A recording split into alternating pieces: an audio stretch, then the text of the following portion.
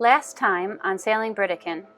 We leave BRITICAN comfortably anchored in Royal Island Harbour, dinghy over to our neighbours on Mac, and head over to Spanish Wells, the closest town.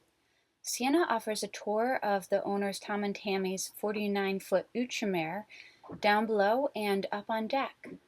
Tammy pulls up the anchor and Tom steers us towards the town. Once closer to Spanish Wells, we use our dinghy to head into town. Our main aim was to book into customs and pay our fees. After a short stay in the town, we sailed back to Royal Island, and we were once again reunited with BRITICAN. Okay, here we are in Royal Harbour. We're going to come out the way we came in, back out into open sea, and down through this passage here because it is deep enough for us to this point, and then we move along here over to Governor's, and I believe that there is mooring balls in there, so we're going to go and try and find that. There is another entrance we can go through. It's called Current Cut, and you're supposed to, it's about 6 or 7 knots at high tide, but we can't make it because out here it gets very, very shallow. So that's the reason why we're going further down and around. Andrew's just pulling up our anchor here at Royal Island Harbour, and we'll soon be on our way. So Jim's over there. He is the saltiest sea dog I think I've ever met. Yeah. Been around the world three times. He's been up, down, everywhere. You could just listen to this guy for days. He was so interesting. And his daughter's 8 years old, and she had a sleepover with Sienna last night. They had a brilliant time. And then the only other people in the bay are Tom and Tammy over on Mac, who are just the most fantastic people ever. So this is a great start off to our new season. Even though I highly rate the Mantis anchor, I mean it is an absolutely amazing. This is one of the reasons why it works really well as well. This is supposed to be sand, and it's actually like clay. Yeah. So that's dug in really well. Any anchor would. But any anchor would have dug into that, but the Mantis mine, I must admit, is absolutely fantastic anchor. Yeah. I recommend it to anybody. Yeah, you'll be getting one, yeah? Oh, definitely be getting one myself, definitely. We're going out through the tiny little channel here. Fantastic place to stay. Very sheltered, great. Well, it says poor holding on the map. Poor holding in place. In places. We thought we held right very well. Yeah. With 50 knots of wind? With 50 knots of wind. We didn't move. No. So highly recommended if you need to duck into somewhere. I mean, there's nothing here, but good place to duck in if the winds are getting up. Definitely. The plan was to motor out of the shallow areas, avoiding all the rocks, and get the sail out. For our passage south, we'd have good winds, and wanted to make the most of them. We estimated the passage from Royal Island to Governor's to take about 10 hours. For the first 4 to 5 hours, we were able to sail, and it was an absolutely cracking sail at that.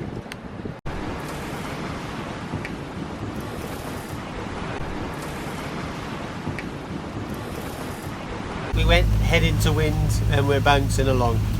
Yeah. And the wind's picked up. So we've got 6 hours of this, yeah? 5 hours. 5 hours? That's not too bad.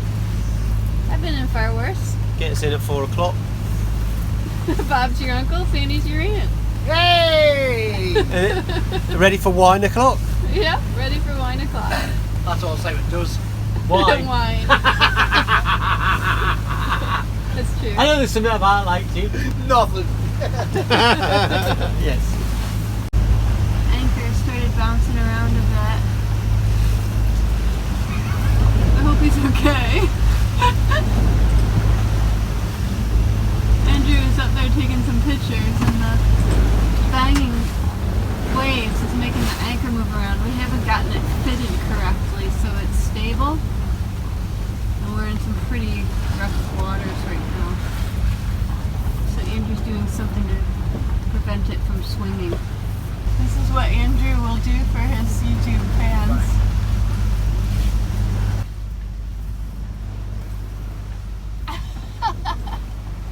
Little island over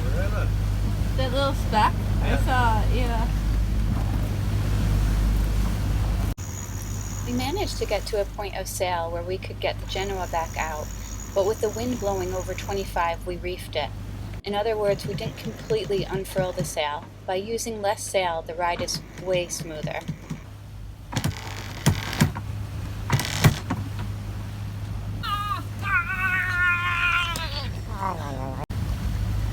Right up yours.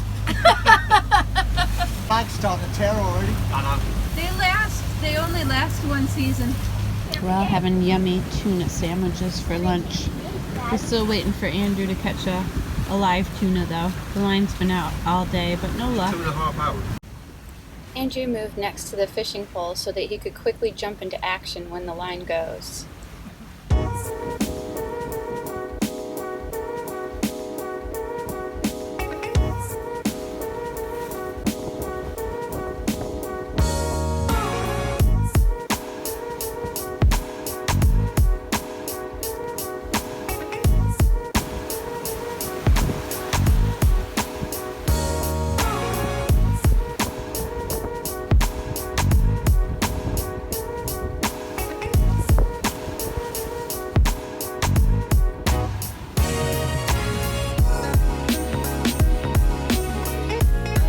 Like an explosion in a licorice factory.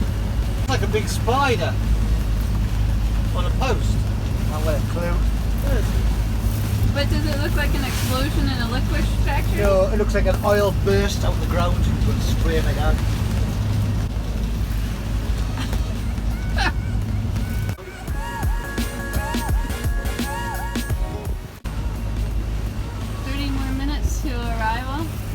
I'm so excited, and I just can't hide it.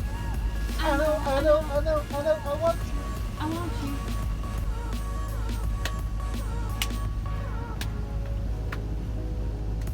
See, look what I have to put up with. These two playing on their phones. They tell me it's looking at pictures, but it's really playing games.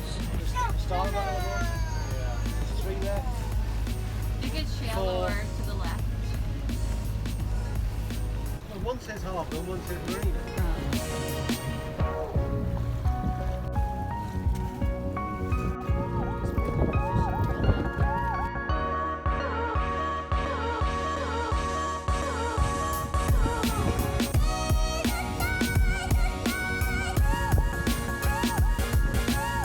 Andrew's just gone over to the Canadian boat that was here before us, and he's asking, because we're on a mooring buoy, he's asking where we have to pay, who we have to see, and asking some questions. As the first capital of the Bahamas, Governor's Harbour ran the country for a time.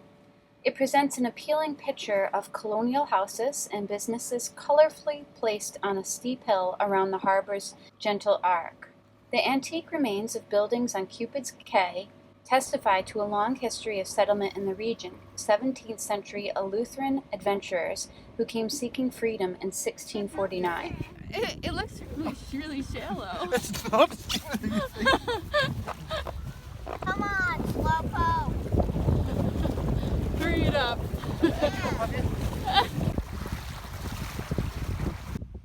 In Governor's Harbour, you'll find 5 mooring balls managed by French Leave Marina. On shore, there's a bank, several churches, a customs and immigration office, groceries, hardware, laundry, and a variety of other amenities.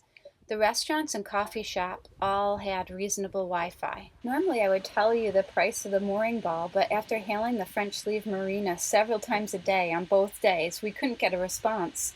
The Canadian boat went to the marina to find out how to pay, and nobody was there. So unfortunately, we couldn't find anyone to pay for the mooring ball.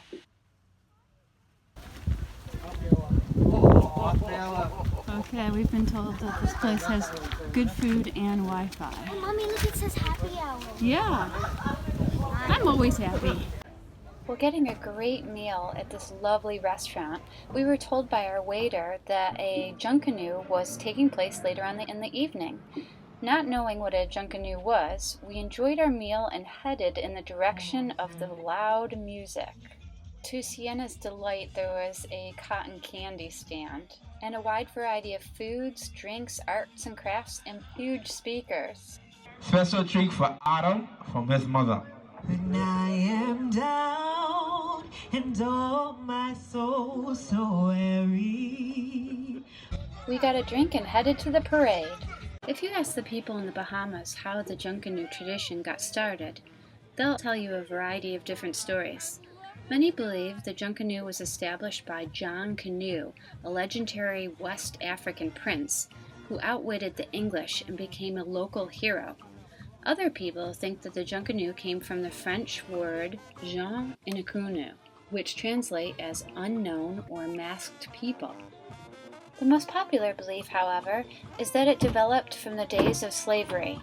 The influx of loyalists in the late 18th century brought many enslaved people who were given 3 days off for Christmas, which they celebrated by singing and dancing in colorful masks, traveling from house to house, often on stilts. Junkanoo nearly vanished after slavery was abolished, but the revival of the festival in the Bahamas now provides entertainment for many thousands. Long before a Junkanoo takes place, dance troupes of up to 1,000 participants will have been busy rehearsing their dazzling routines. The musicians will have perfected the hypnotic rhythms on a cacophony of goatskin drums, cowbells, whistles, and horns. And the creative costume designers will have worked non-stop to weave their own special magic with beautifully colored crepe paper and cardboard. The liveliest and largest of the sensational Bahamas Junkanoo party parades is in Nassau, but you can also experience the upbeat carnival atmosphere on Grand Bahama Island, Eleuthera, Bimini, the Exumas, and the Abacos. We're planning our route tomorrow. We're going to leave here a little bit earlier than I was hoping, but we're going to leave here about 11 tomorrow. We're going down to the bottom of Eleutheran Island to Cape Eleutheran Marina. Here we are at Governor's, and we're going to go down to a marina right down here. We're booked in.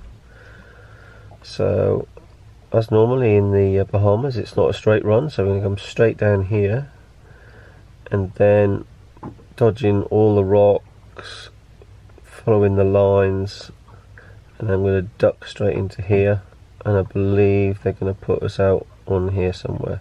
A 45-mile sail, plus we've got to get there, and we're going through a lot of shallow water, so I want to be in there in daylight, in good daylight, so we can do that. And we're going to the Pig Bay. We're going to be swimming with pigs. That will be so cool. Cool. So tomorrow is a 4.5 hour trip, and the day after is about a 7.5 hour trip. Alright, and Andrew, what momentous thing did you do today? I had a shower! Yeah. Hey, we all had showers! I feel like a new man. Yeah. You guys look pretty good too, and smell better. Green. I've only got one more piece to go.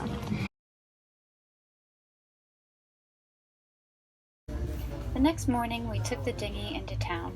There's a fantastic little coffee shop called The Perk. The Wi-Fi was okay. While there, we purchased a SIM card from the mobile company Alive. The package we got was $30 a week for unlimited gigs. By far, it's been the best internet connection we've had in over 4 years.